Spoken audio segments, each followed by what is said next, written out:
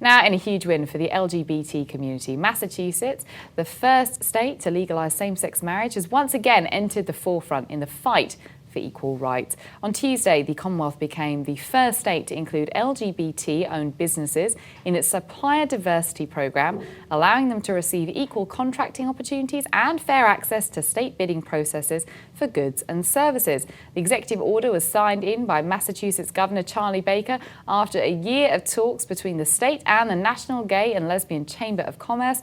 And joining me now to tell us more, we have Jonathan Lovitz, Vice President of External Affairs for the National Gay and Lesbian Chamber of Commerce. So Jonathan, thanks for being with us today. Thank you for having me. All right, so tell us exactly what the Supplier Diversity Program is. It doesn't sound that sexy, but actually it's very, very important. It's extremely important. As you said, Massachusetts was the birthplace of marriage equality, and now it's the birthplace of economic equality. So for the first time ever, LGBT business owners, of which there are at least 21,000 in Massachusetts, have an equal seat at the table alongside women and other minority businesses across the state. Now, we've seen this in Fortune 500 companies across the nation for decades now. But for the first time ever, a state has welcomed LGBT businesses alongside. And it's really exciting when you think about the implications about allowing people to bring their whole selves to work and contribute to the economy right where they live. So what was it like before? I mean, were people actively excluding LGBT businesses or LGBT business owners from conversations? Not being able means that you're on the menu. So for the first time ever now, we have the opportunity to create equity in our community, create lasting businesses that grow the economy, create jobs, do all the things that are beneficial to a local economy like the state of Massachusetts, and help the LGBT community put down roots where they live and contribute. They're tax-paying, law-abiding citizens who have been searching for this kind of equality, and now they have the chance to build some equity alongside it, and it's really exciting. And we're looking to take this mission now, one state down, 49 to go, right here to New York, where Governor Cuomo recently announced a 30% goal for minority contracting in the state of New York. And when you think about New York, it's really a cradle of business for so much of the country.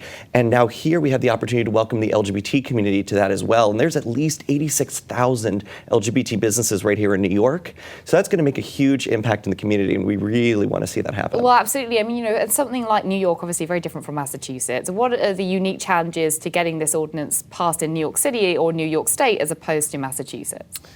Well, there are unique challenges wherever you are because, the LGBT community is not monolithic. When you look at how we get this across, it's a win-win for everyone involved because obviously the LGBT community sees a great opportunity to be at the table, be present, and finally be represented alongside all other minorities in state business.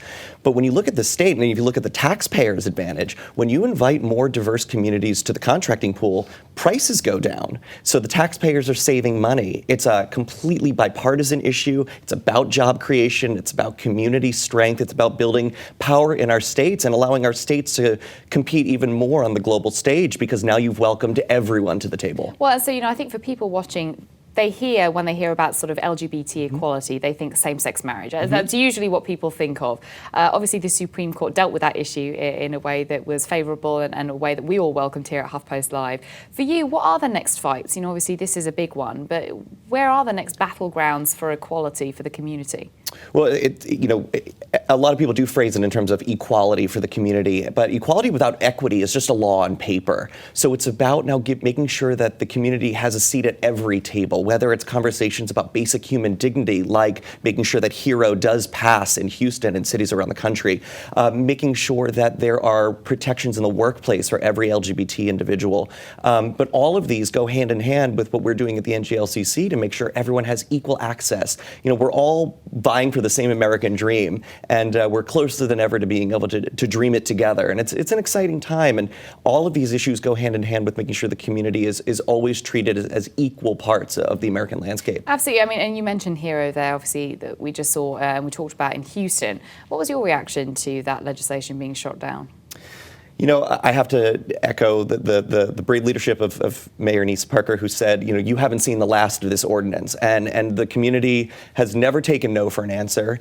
And just as we saw when Massachusetts passed statewide marriage 10 years ago, people thought it would take forever. And here we are a decade later looking at marriage equality across the land. We're not that far off from making sure that every LGBT citizen has basic human dignities preserved. That's the essence of who we are as Americans. And I think we're going to see that sooner than later. So sure, we're a little bit disappointed, but also we're energized to keep this fight going. You know, hate is a choice. Your gender identity and your sexual identity are not.